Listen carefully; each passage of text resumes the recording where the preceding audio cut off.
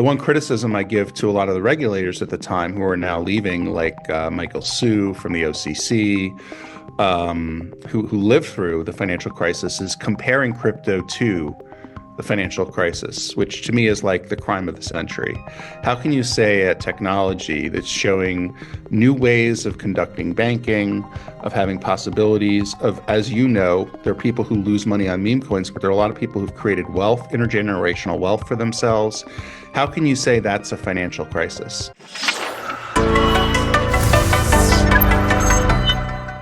This episode is brought to you by Propy, which is leading the charge in putting real estate on chain. Propy is a game changer. You can buy and sell real estate with cryptocurrencies using the Propy platform, which is powered by a blockchain, of course, and they have a native token called Pro. And I've been an investor in the Propy token since 2018. So Propy is a licensed Web3 pioneer operating since 2017. They have facilitated over $4 billion in transactions. They're putting titles and deeds on chain. They use Coinbase for their crypto escrow service. So this is a great platform. And once again, they are ahead of the curve when it comes to putting real estate on chain. And they just launched a great campaign where you can earn some of the Propy tokens. And it's simply by doing tasks such as sharing their vision video, signing up and inviting a friend, and much more. So if you'd like to learn more about Propy, visit the link in the description. Welcome into the Thinking Crypto podcast. I'm your host, Tony Edward, and my guest today is Jason Brett, who is a former U.S. regulator at the FDIC and a managing director at Keybridge Advisors. Jason, great to have you on. Thanks so much, Tony. Appreciate you having me. Love your show. Jason, you and I met at the Digital Chamber event, if I remember correctly. I think that was the first time we met. And your background is fascinating, spending time at the FDIC, spending time consulting for different crypto companies going back years. So I think your perspective on everything that's happening in this market is going to be very valuable. And I'm excited to chat with you. And maybe we could kick off with your background. Tell us where you're from and what's your professional background. Sure. Yeah, I'm from North Jersey originally, and then I moved to Washington, D.C. after I worked in banking for a little bit in Wall Street, Morgan Stanley. And Washington, D.C. is really where I caught my stride because I ended up working for the FDIC while getting my MBA in the Division of Finance in 2008 when it was very quiet. Wow. And then literally the timing meant that I got involved in all of these different crazy things, including the IndyMac Bank failure in California, where the division I was in had to fly out to California to help with taking over that bank because it was the largest bank failure of its time under the FDIC. And then shifting back to that, I then was sent over to the capital markets division to continue the work I was doing there in the fall. And as it turned out, then Lehman Brothers fell in September. And so there was a little bit of a joke of don't follow Jason around the racetrack because that department was directly responsible, everything with Lehman and then everything else, AIG. So I got to work on some incredible things. I had really, within 1 year, something that I think for a lot of people, lucky to touch a few of those subjects in 20 years. So I was very fortunate to be where I was, although it was very, not fortunate for the country. But I saw all of these things happening in real time. And then from there, it really opened my eyes before experiencing Bitcoin or crypto to seeing, in my mind, the dangers of our current financial system. And now everybody talks about that regularly, like the Federal Reserve, they're doing this. But at the time, no one was really talking about that in 2008, 2009, the way we do today. So I felt kind of alone. I was like, am I the only one looking at this? Like, this doesn't seem right. Like, what are we really relying on to keep this financial system going? I mean, how much gum do I have to pull off the bottom of my shoe to put on the building to keep the, financial wheels turning? You had Ron Paul, which was great. So I say all that to say is that I continued doing regulating for 5 or 6 years. And then when I discovered Bitcoin, I actually went to work for the Chamber of Digital Commerce in 2016, where I was their director of operations, helping with things like policy. And then I worked for Consensus in the Ethereum community here in the States, helping them with developing their government policy strategy. And then since then, I've been moving on doing, advising the crypto companies. And really, I'd say feeling so fortunate, Tony, because I see all the younger people now. I'm a little older, but like people in their 20s and 30s, kind of where I was in the financial crisis, who are seeing what I saw when I was alone and talking about it publicly. So it's almost like a treat, just sitting at a conference or hearing people discuss the problems of our current financial system and how to fix it has really been for me a joy. That's amazing. And, going back to when you were at the FDIC, you got thrown into the fire, man. I can't imagine having to deal with these bank collapses. And like you said, no one thought that was possible before that 2008 crash, right? And everybody thought everything is fine. The housing market will never collapse. The banks are our biggest institutions. They're fine. And then it all fell apart. I can't imagine what that was like. And I mean, were you guys all stressed at the FDIC? Was there a lot of pressure and things like that? Yeah, yeah. And actually, well, exclusive for you, I'm actually finishing up my first book that I've ever written. It's called like From Regulator to Rebel, kind of exploring how Bitcoin found opportunities within the financial crisis. I don't know if that's going to be the exact title, but the story I have to tell, I think, is so important. I want other people to hear it. It's not even really about me and what I want to write. It's understanding what that stress was like. So like just to give you one example, right? If you remember Wachovia Bank and Washington Mutual both failed. I don't know if you remember that they like failed back to back in the 2008 financial crisis. Really big banks. And we had before that happened, we had to do these analyses. And I was just the junior person, but the senior people were told, hey, spend the weekend analyzing, can the deposit insurance fund for the FDIC that has billions of dollars support the fact that Washington Mutual and Wachovia might fail at the same time? Well, deposit insurance fund, still, I remind this people every day, only covers 1% of the deposits in the whole banking system. So it's not like it doesn't cover all the dollars, it covers 1/100th of everything. And so the analysis was that the deposit insurance fund would survive, but only if Wachovia and Washington Mutual were bought by bigger banks, if the fund had to support it. And so that to me showed there was this incentivization of making the bigger banks bigger, because there was these shotgun marriages. If you have this bank like Washington Mutual that's going to fail, we can't just let it fail. You have to just find a buyer like Jamie Dimon or someone to come in and buy it. But I say that, I explain that because not only was there stress or disbelief, but I still remember to this day the senior folks grumbling and just infuriated that they had to spend the weekend away from their family, saying things like, Wachovia is never going to fail. Like they'd say this like you, Tony, like, Wachovia is not going to fail. I don't even know what I'm doing here. This is so stupid, And it was just like, wow, because when I took it back, I was like, yeah, I guess this is stupid. But then 3 weeks later, Wachovia failed, and Washington Mutual, the exact thing that they were told to analyze. So there was a lot of frustration, and then just complete disbelief.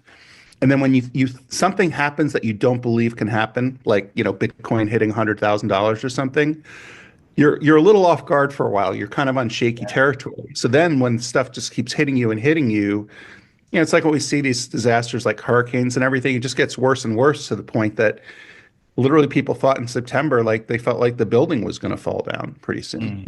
They got that close, I think, to the financial markets seizing up. So.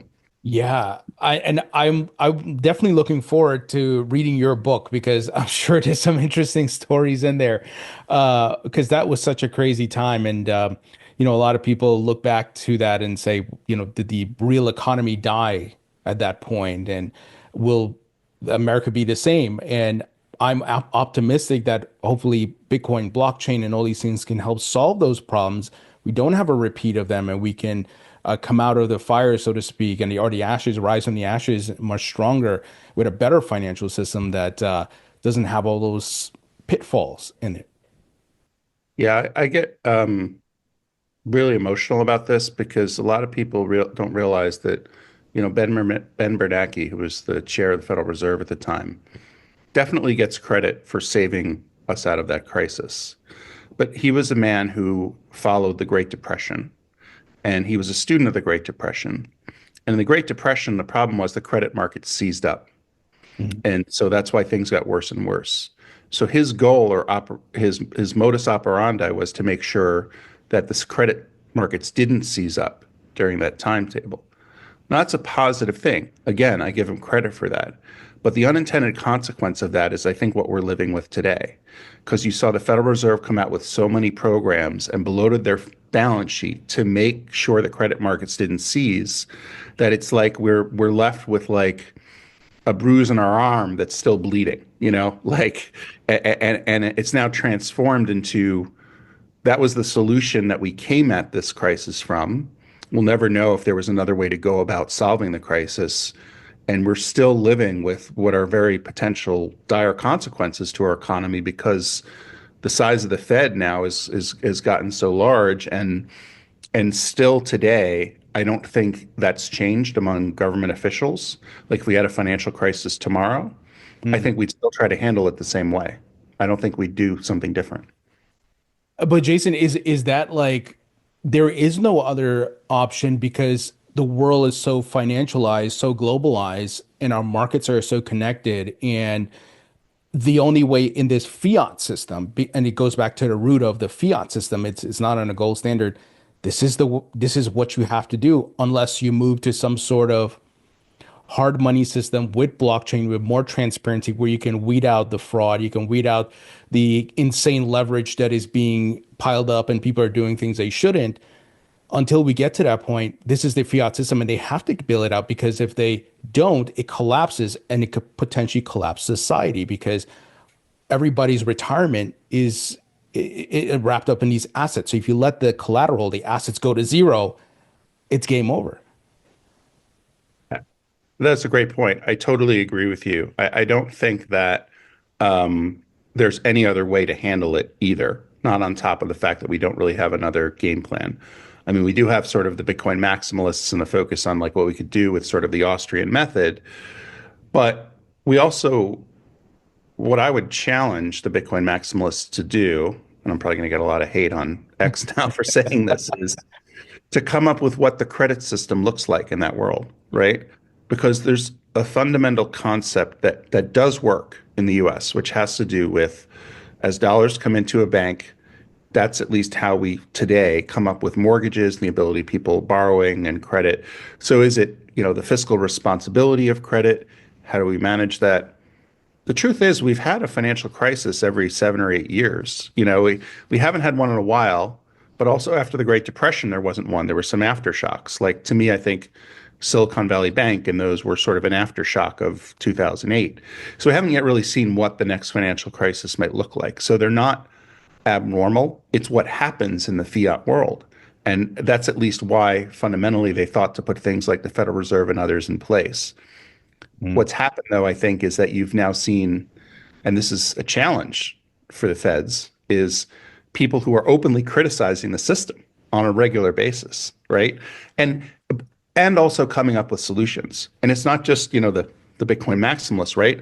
Coinbase is throwing daggers at the FDIC, right? They're suing the FDIC, they're pulling FOIA requests.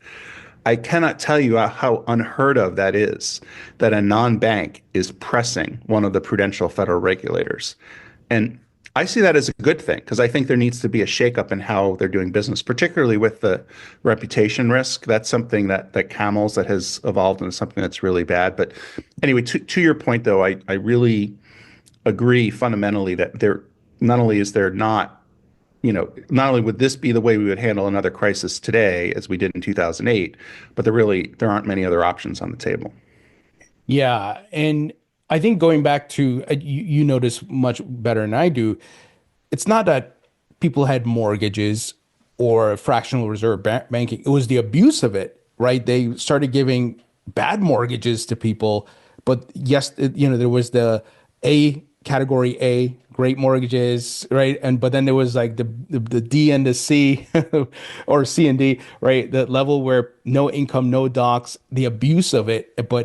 And then the regulatory agencies, I don't know why they didn't catch it or what was happening there. And then the grading agencies were a part of it. So it was just human behavior playing out. And I keep going back to, maybe when all this stuff is on the blockchain, what kind of Elon's trying to do now, I'm not sure it's going to stop everything because things happen in life, but it will help curb a lot of that from happening, the abuse and that, I'm going to slip a C note to this regulatory agency, let them grade me higher, and get away with it. Maybe that those things will stop. Yeah, I think it's important to remember back in '08, there was not a lot, it was very opaque understanding the derivatives. So Mm, when I look back now, it's very easy to see because I had to calculate all the derivatives and the exposure with AIG when AIG was about to fail. And it was very hard to try to dig into what was in all of these products. mm, So to the degree that blockchain could help reduce that opacity and allow people to see more into what they're buying like up front, that might help determining things. But then you need the regulators, the people who are hopefully not going to take the C notes to actually be responsible, or the ratings agencies to, really enforce that or highlight that, right? Because what if you have a quote unquote captured blockchain, like a permission blockchain that is regulated and it's from like, let's call it Moody's blockchain or whatever. Sorry, Moody's, like and they're doing things in a way, but it's coded in a way where it doesn't quite really show you everything. So how do you get to the underlying assets? So I think the connection between when you tokenize something, right? Like a house or whatever, you need some kind of verification system. And you need to have that verified maybe on chain is maybe something that we can start to do, have independent reviewers, of that process.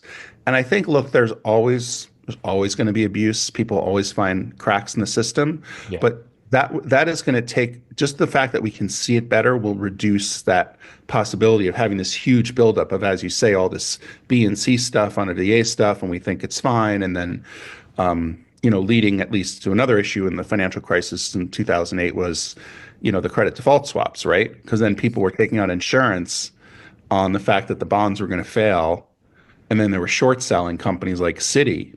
And if you Mm. remember, then SEC had to come in and stop the short selling for companies, which I still find to this day very interesting because the SEC chairman at the time said that was if that was he regrets that decision and he will for the rest of his life. They actually interceded in the financial markets and stopped people from allowing to short specific stocks because they were in the category of banks. Mm. Yeah, there's there's so many levels to this because it's a human aspect. Bad actors will do bad things. Human beings, obviously, we're not infallible, and so it's tricky. But to your point, if we can progressively raise the standard with blockchain technology, we'll be in a better place. So let's talk about Operation Chokepoint 2.0. I was thinking I was salivating about asking you about this, but given your perspective and your background at FDIC, because we're seeing information come out that the Fed, the FDIC, and so forth were kind of trying to block crypto. I don't know if Elizabeth Warren and her cronies were part of trying to, stop or the collapse of Silicon Valley Bank and debanking crypto.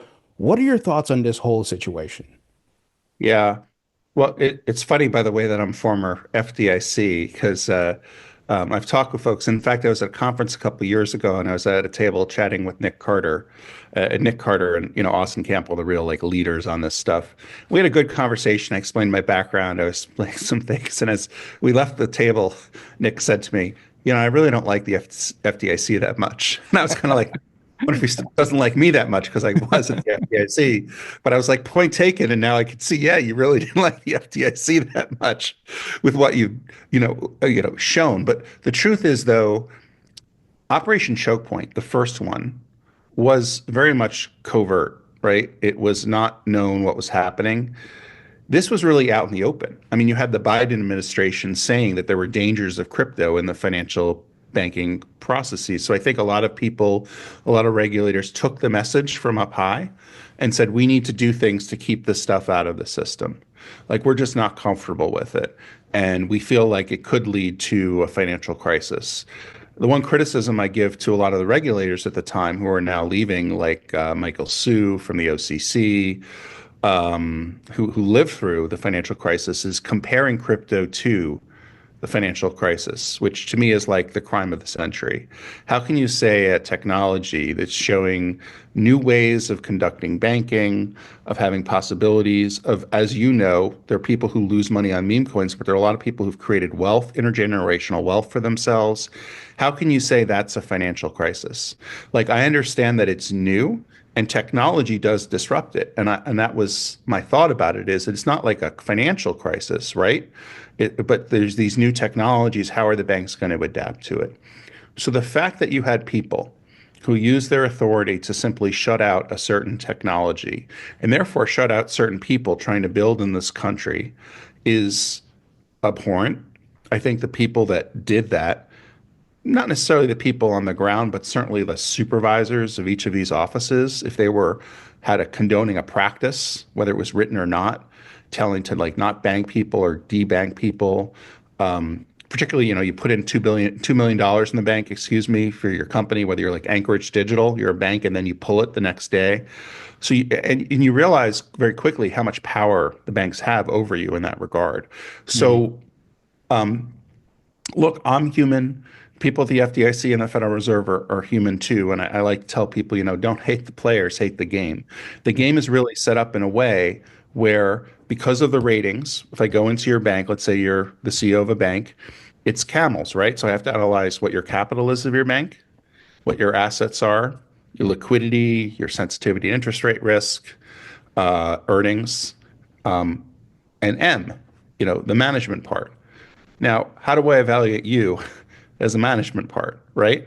That's very subjective. That's where the reputational risk creeps in, because I could say, oh yeah, he's got enough earnings, liquidity's good, he's got enough capital, so the bank should survive, because that's all it is a test of how you're going to move forward.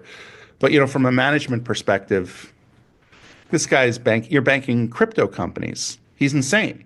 That's it. We're gonna revoke your banking charter. And I come and tell you that. And you're like, whoa, I like my bank. I don't want to lose my bank. It's my living, and I have the board of directors. Maybe it's a family run bank. And then you're basically faced with a choice that I've given to you, which is get rid of a few customers or I pull your charter. And that's the danger of ours. That's the game I'm saying that where we should hate the way this game has set this up for that kind of subjective judgment that comes into how banks get run in this country, and it's terrible. Yeah, and so Jason, to that point, that's great insight. I was talking to someone about this, and I thought, and I don't want to sound conspiratorial, but I thought of the Fed and the people, the Treasury and so forth, almost doing this to slow this asset class down because they can't see everything what's happening. They're not plugged into the blockchains.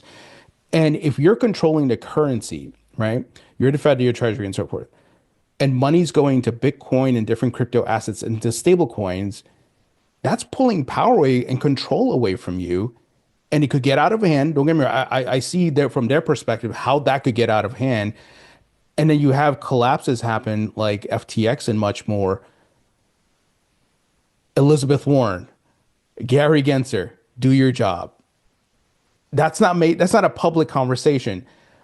But is that a conversation that could have happened that, hey, let's slow this thing down until we can get a grasp of it and put regulations in place?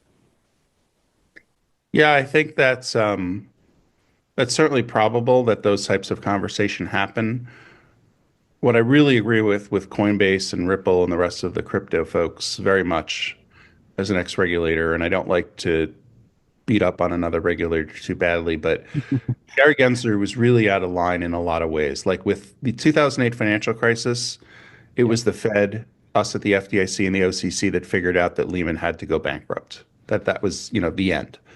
And so it's in the movie too. It's in the Too Big to Fail movie. They pick up the phone and they tell the SEC chair what to do.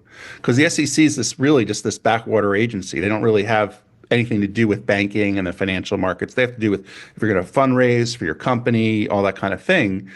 But so there was a lot of scope creep that I saw, under Gary Gensler. And I think that was, to your point, probably that conversation of, slow it down. And he slowed it down for some of the banking regulators with SAB 121, even though that was so out of range. I mean, I think Powell was very diplomatic when he said it surprised us to see the SEC weigh in this way because they were thinking about it a different way. What I think is important with looking at the way how the banks operated now and what their decision matrix is there's a great essay, and it's about like what is a bank, and it's from the Federal Reserve. Like, how do you define a bank, right? And there are the few principles of what you define as a bank, and this is so important, is one of the definitions they give it to it is it's the transmission for the engine of the U.S. economy for monetary policy. So in other words, if rates go up or rates go down, it's like they have a car and they're tuning it up as to how fast or slow they want the economy to run. Mm. So banks are like a public utility, right? They're critical to the way we operate. So they have to be able to provide that transmission or that, runway so we can see how consumers are spending. We can push consumers to spend more. We can get businesses to borrow more, which sounds very manipulative, right? When you talk about it, but Yeah. that's the control mechanism they have. And with stablecoins and crypto, I think they're looking at is we don't know that we're going to have this kind of control because there isn't that bank, there isn't that intermediary.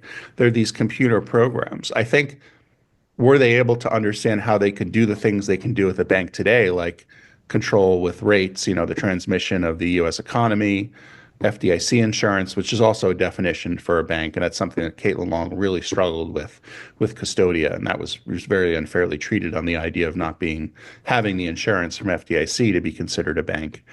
Is it comes down to me as at least amongst the regulators and how we have discussions. I think we need to have more of these discussions and forums with the regulators now on definitions. What do you define as a bank?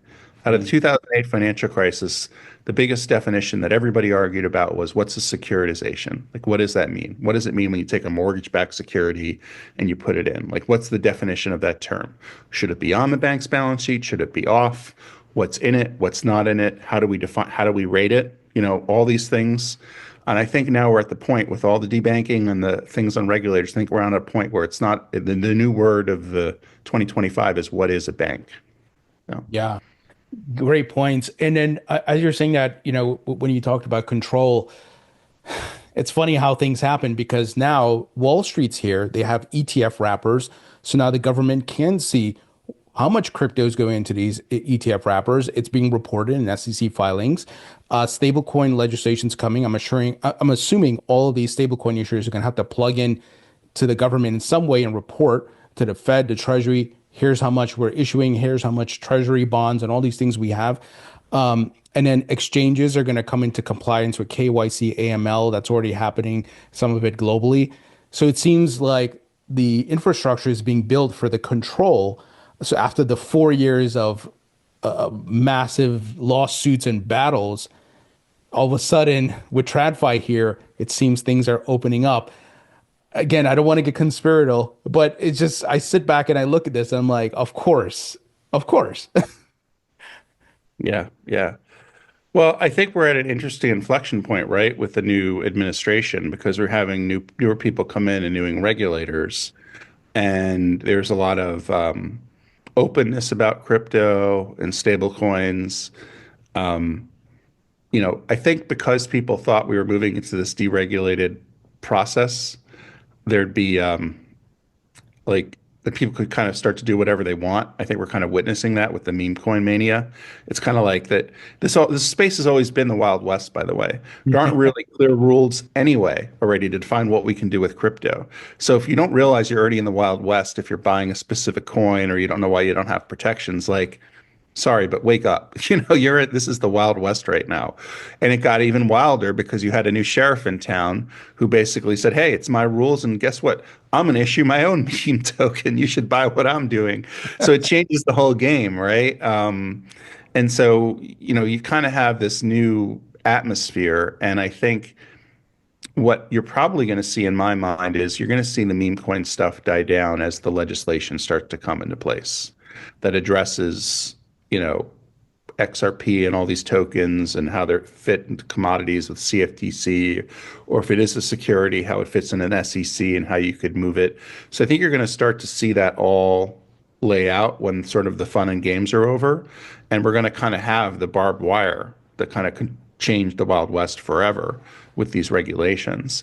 And I think ultimately that's what a lot of the institutional folks want to see too. That's why they like the ETF wrappers, because they like things, they like to take out the uncertainty any regulatory uncertainty.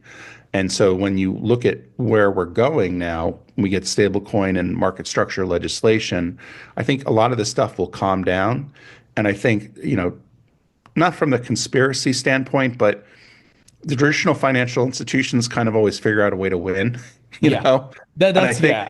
and I think truth, like Biden, Trump, who cares? Like, look, the banks won, okay? They found a way to slow down the system for 4 years so they could get a handle on it. They could be prepared, build, that's why you see like I'm a digital assets person from this company, because they built all the stuff and they're ready to go. And they won't want to see that trigger pulled until later this year when Trump is saying, okay, now we'll have the regulations, and then the banks will come out so they can compete on equal footing with all the crypto startups, which isn't exactly fair. But I always say, it's like with Bill Gates, one of his life lessons is life isn't fair, you know. But Yeah. you have to hustle if you're in the crypto industry. You have to understand how you can take advantage of the Wild West. And I don't mean to launch a meme coin, but I mean build in a way, find it to be productive, right? Find something that's of utility that's going to last out, because that's where the unicorns are going to succeed. And that's where you're going to see things like Coinbase already went public. We'll probably see Circle go public once the stablecoin legislation falls into place. I think you can guarantee a Circle IPO like Mhm. weeks after stablecoin gets passed. So we're going to start to see some of this level out, is my point. And I think that's all part of the conspiracy. Yeah. No, and I guess, a reason why I preface by saying I don't want to sound conspiracy, because people sometimes think these statements, oh yeah, this puppet master's pulling a string, but it's not so much puppet masters. It's if you were an incumbent and you had a stranglehold on the way monies move and the whole banking industry and the financial markets, and all of a sudden this disruptive technology is here. If I'm Mhm. Jamie Dimon, I'm making phone calls to DC every day and saying, hey, stop this thing right now. Because that's how look, there's a revolving door in Washington, D.C. We've seen it. Goldman guys go to D.C., vice versa, and all that. So these things are not far-fetched or outlandish. We've seen it, but I think sometimes people don't realize what's happening behind the scenes. And it's just, look, if you were in Jamie Dimon's seat, you would do the same thing too. I think you Bitcoin sucks, right? And all these things, but Mhm. trying to build their own blockchain, Quorum and JPM coin to compete.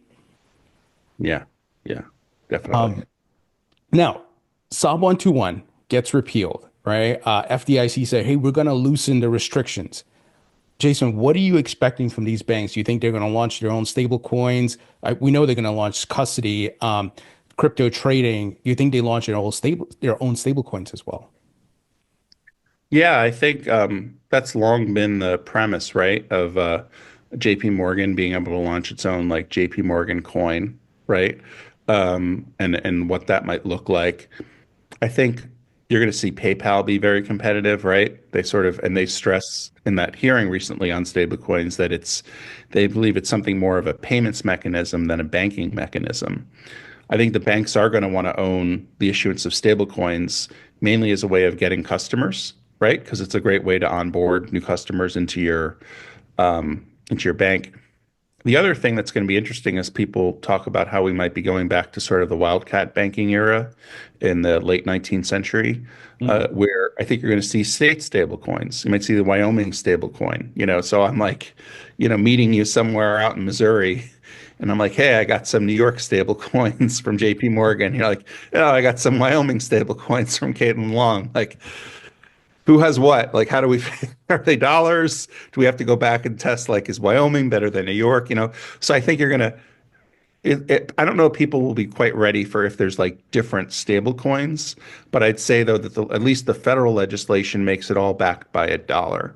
And, there'll be federal ones and state ones. And the reason we'll have that system is the same reason we did market structure legislation, which is right to avoid like the Terra Luna collapse for stablecoins or the FTX collapse for market structure. That's what we're really trying to avoid, having these companies have to go offshore to build, right? And then we can't trust what it is. And the big tension point I think we're going to see is Tether, right? How does Tether fit into this? But look, they'll be able to comply, with whatever the regulations are. They'll have to figure it out. The challenge for them is going to be in the stablecoin legislation is what are the different ways that you can back a stable coin? Treasuries, 90 days. So Tether's like a huge money-making company, right? Billions of dollars.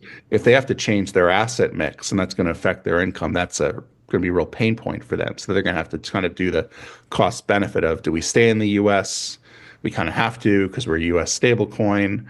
But then we have to change our balance sheet. We're going to lose profitability. So I'm sure, they're very active probably with what this legislation is going to look like at the end too. Yeah, I'm very curious as to how they navigate these waters. We saw in the EU with the MiCA regulations, they've been struggling there, and the US is probably going to do something similar. So, yeah, it's going to be fascinating. Maybe they lose some market share and Circle and some of the other players, PayPal, maybe Ripple, that they grow in market share. And look, competition's great for the consumer and the market. So we'll see. What are your thoughts on the pro crypto government that we have in place? Pro crypto president, new SEC chair is pro crypto, Treasury secretary is pro crypto, White House crypto czar. What are you anticipating that this government's going to be able to do? Can they get legislation through this year, Bitcoin reserve this year, things like that? Yeah. So, when you hear these terms, right, it's, cool terminology, right? Like czar, but I think it's really a signal, though, that we have people who are our friends, who are in both the administration and the legislature. And what do I mean by friends? I mean people who understand what these markets are, aren't afraid of it, and are capable to develop regulations and policies that will work for the United States, for the stablecoin markets to be here at home and the crypto markets to be here in the US. When you talk about the cryptos are, the big thing that's happening at the White House, the executive level, is it's a presidential working group. Now, Biden had his own executive order that focused on crypto as well. And one could call that maybe much more conservative, if not sort of throttling or doing a choke point type mechanism, because their main considerations, the Biden administration for their working group was that the Fed gets to set the monetary policy. It shouldn't be from some white paper by somebody we don't know, like Satoshi. We need to protect the financial markets, protect the consumer from those financial markets. Number two, and number three, protect from illicit finance. I think you're going to want to see the same things, but you're going to want to see it in a way where it allows crypto to scale. And so that's where the White House is really going to lean in, whether they issue the reserve. I think that very much could happen. I can tell you I don't ever see it being just a Bitcoin reserve. I think it will have to be a mix, because then you're allowing the government to pick a winner, right? And that's not necessarily what we ever want. This came up in 2021, by the way, during the infrastructure bill, when initially the White House was saying we should just endorse proof of work mechanisms. And even Coin Center and other places cried foul, said we don't want to pick a winner or a loser. So you're going to have to adjust yourselves, Bitcoin maxis. You're going to see a mix in that strategic reserve. I think you're probably going to see that, right? Because it makes sense, because it's their way of endorsing and signaling that this is a new asset class and it's something that belongs. Maybe it's not going to replace the financial system, but we say it on the equity of like gold or oil, it's something valuable and we should be stockpiling some of it.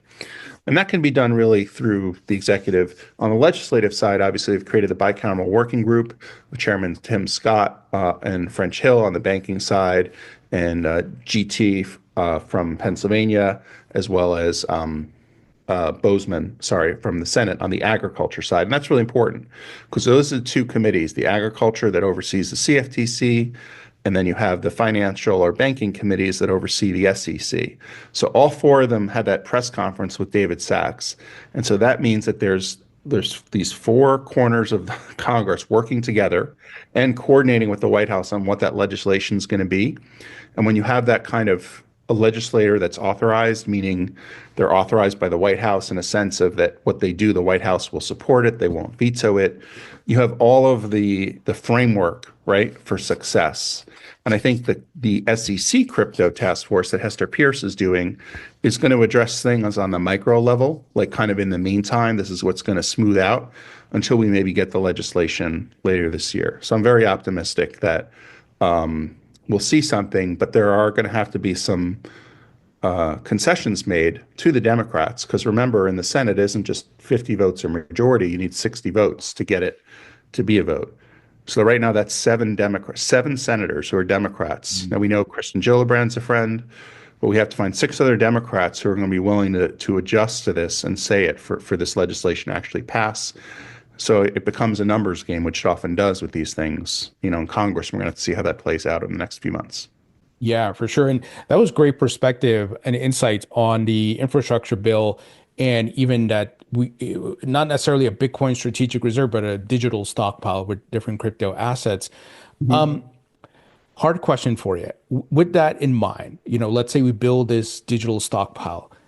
Do you foresee, I don't know if in our lifetime, but the United States going back to a hard money standard where we go back to not necessarily a gold standard, but using digital assets, gold, oil, maybe, and these things back the dollar instead of being fiat, it's back to that hard money standard, if that makes sense?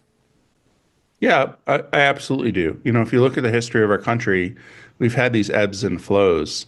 In the Civil War, Lincoln issued, the greenback or the U.S. dollar, created the OCC, and he did that without backing it by gold, right? So we weren't backed by gold for a period of time until later when the Federal Reserve formed, and then we finally went back on a gold standard. So there's this myth, I think, that since 1776 we've been on a gold standard. We've gone on and off it.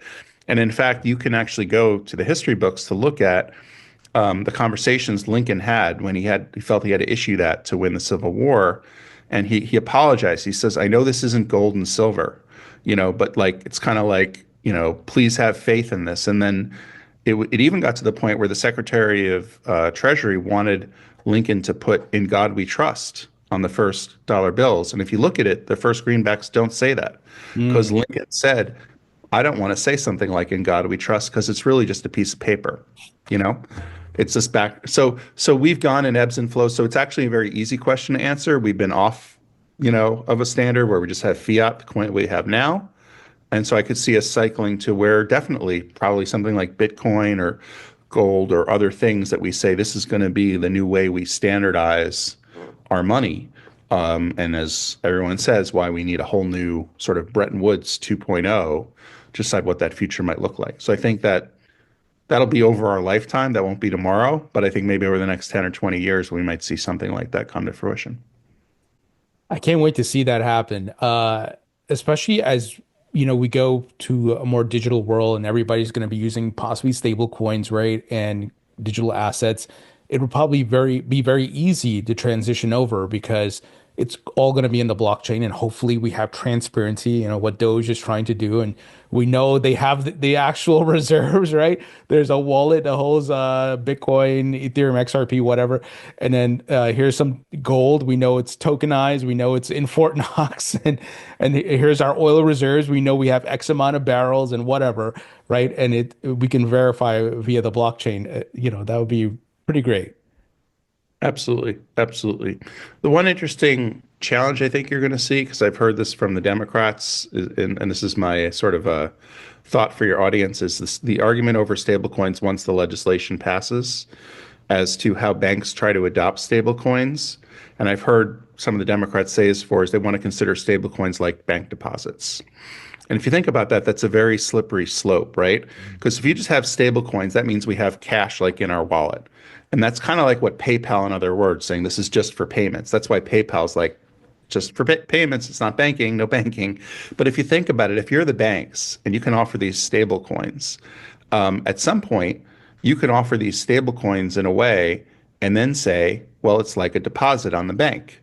In other words, it's backed by a dollar, but we want to say that it's also a deposit that you're kind of with us when you have this stable coin, like if it's our own stable coin.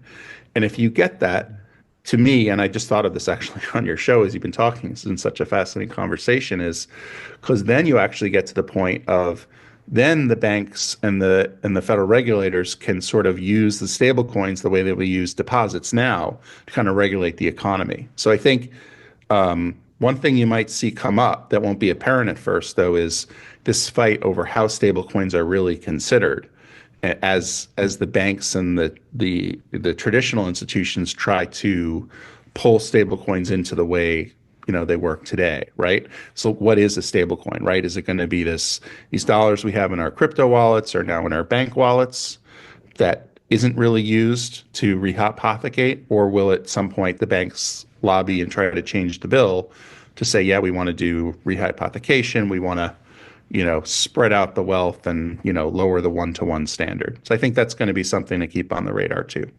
Hmm. Yeah, some interesting scenarios are going to pop up. I think as regulations come in and we see the direction these banks go in and the stablecoin market.